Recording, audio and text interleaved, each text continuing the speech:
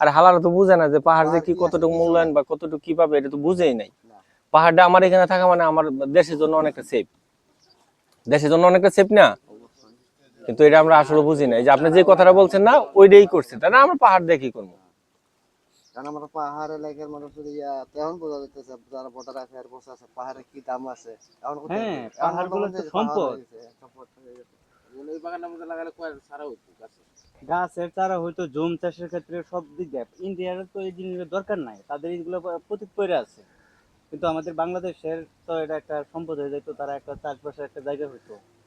আর ইচ্ছে করলে এনে একটা যে আপনাদের এলাকাবাসী যারা আছেন তারা একটা কিন্তু পর্যটন কেন্দ্র হিসেবে একটা ইয়া করতো, মানে মানুষ আপনি এখন দেখেন, আগে কিন্তু এত লোকজন মানুষ এত এত আসতো না, মনে হয় আসতো, কিন্তু এখন দেখেন আপনারা দৈনিক এখানে যদি আপনারা দোকানপাট বা আদার্স কিছু ইয়ে করেন, আপনি কিন্তু কর্মসংস্থান করে খাটতে পারবেন। ফার্স্টে আসছে এদিকে তো ব্রিজ ছিল না, কোনো কষ্ট করে তারপরে আসছে। আমি কিন্তু একদম বঙ্গতীরের ওই পাশে যায় গাছের ওই যে হিজরতটা গাছ আছে ওই গাছ ওইটাও ভিডিও করছি, একা দিয়ে ওই যে রুটটার কাছে যায়। হ্যাঁ হেঁটে লোক আসছিল হ্যাঁ, এখানে ওইটা এরকম বাতাসের মধ্যে কিন্তু এই যে আজকে যে আবহাওয়াটা দেখতেছেন এটা কিন্তু আসলে এক বছর এখানে যেতে হবে। হ্যাঁ ঠিক আছে কিন্তু এনে যদি না উড়া যায় মানুষ আবার আস্তে আস্তে কমে যাবে। কমে যাবে সরকার এখন এটা মনে হয় তোর আটকানোর পেছনে কারণ আছে, কোনো একটা ঝামেলা করছে বিরে, কারণ এখানে তো বিএসএফ ছিল না আগে, বিজেপি ছিল, বিজেপি ছিল না তো, ছিল মারামারি হয়েছে, খামসা খামসিও মনে করো ওই যে দুইটা দিন। আমরা ওই এলাকার টিলাটা এই পাশে একটা টিলা একবার আমি যখন আসছি পরে উনি দেখছি ইয়ে যে বর্ষারিয়া করতেছে বলতেছে গাছ লাগাইতেছে কয়টা আমার আন্ডারে আছে এই সেই, আমি যখন ফার্স্ট ট্রেনে আসছি আমি কই পাহাড় আবার ওনার আন্ডারে কিভাবে তাহে কি আসে ওসব বুঝলাম না। তারপর হয়তো বা ওনারাই মনে একটু করার জন্য একটা ইয়ে করছিল মনে হয়। যাত্রার ভাগ আছে না তোমার একটা ভাগ আছে তো এই যে ভাগ নিয়ে দেখেন নিজেদের মধ্যে কোন দল সৃষ্টি হয় অন সব কিছু শেষ। ওই যে এদিকে তোমার কিছু কিছু পাহাড় গুলো আছে এটা করে করে এদিকে পাহাড় গুলো তো সরকারি না, না ব্যক্তি মালিকানাধীন। না কিছু সরকারি আছে কিছু মালিকানা আছে মালিকানা যারা একটু ব্রেনার তারা ওইটারে মনে করেন যে আয়তনে নিয়ে নিছে, যারা বোঝে নিজের নামে রেকর্ডের আওতায় নিয়ে নিচ্ছে। মালিকানা কম আর কি তবে সবচেয়ে ভালো লাগলো যে আপনার এই যে একটা জায়গা, এই একটা জায়গা মনে করেন যে ঢাকা শহরে যারা কোটি কোটি টাকার মালিক তারা কিন্তু এই আরামটা আমরা যে বসে আপনার এখানে সাথে কথা শুইলেই বলতেছি, ঘুমাই যাবো। আমরা যে আপনার সাথে বসে যে কথা বলতেছি এই জিনিসটা মনে করেন যে ঢাকার যারা কোটি টাকা ইয়া আছে তারাও কিন্তু এটা উপভোগ করতে পারবে না। কারণ আমরা যাওয়ার কথা পাঁচগাঁও, পাঁচগাঁও ভ্রমণ করার কথা, কিন্তু এনের যে বাতাসটা দেখে গেছি যেন একটু সময় দেবো, এনে একটু থাকবো কিছুক্ষণ, যার জন্য আর কি বসে রইলাম।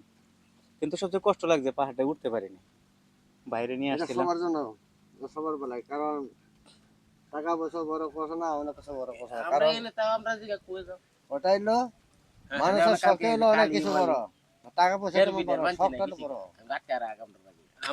আপনারাই বলে কইছেন শখে হলো আমরা বড় বারে না আমরা উত্তম এটাই তো না, এই যে পরে সামনে গেছি একটা সাইজনের সামনে হাতকে লাটকে আমরা যখন ফার্স্ট আসে নাসিমের সাথে পরিচয় হয়েছিল, যে এখানে নাসিম, নাসিমের সাথে পরিচয় হয়েছে। নাসিম তখন আমার ফেসবুকে হওয়ার একটা ইউটিউব চ্যানেল ছিল, ওইটা আবার বিক্রি করছে।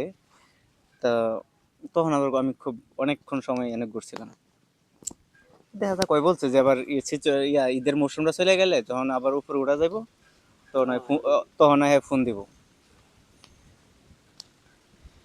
আসলে সৃষ্টিকর্তার রহমত, এই বাতাসগুলা, এই প্রকৃতির একটা যে আল্লাহ তাআলা যে মানুষের জন্য কতটা রহমত হিসেবে সৃষ্টি করছে, বা আপনাদের যে উপাসনালয় আছে আপনাদের যে যারা ঈশ্বর মানেন ওনাদের যে এই সিচুয়েশনে এই অক্সিজেনটা যে কতটা মনে করেন যে একটা মানুষের জন্য নিরাপদ, কতটা তার শরীরের সুস্থতার জন্য যে এটা কতটা প্রযোজ্য।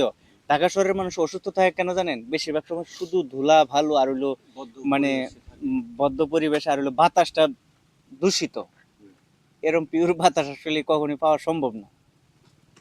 যাক, আমরা যার জন্য আমরা ঘোরার চাইতে এনে ভালো লাগতেছে, কেননা আমরা এই জায়গাটার মধ্যে বসে একটা বিশাল একটা আরাম উপভোগ করতেছি আর কি। যে পাহাড়ি অঞ্চলের একটা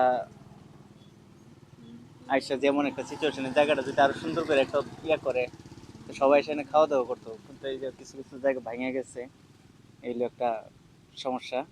দেখ আল্লাহ ভরসা, আস্তে আস্তে হয়ে যাবে। এটা তো একটা বাতাসের দান না, আল্লাহ তো একটা বাতাস। এই মহিলাটা পড়ে গেছে রে। ইন্না লিল্লাহ।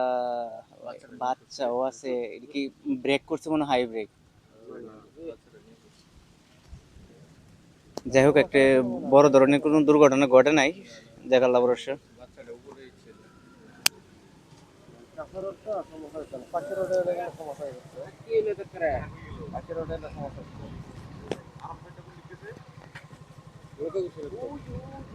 ভিতরে ভিতরে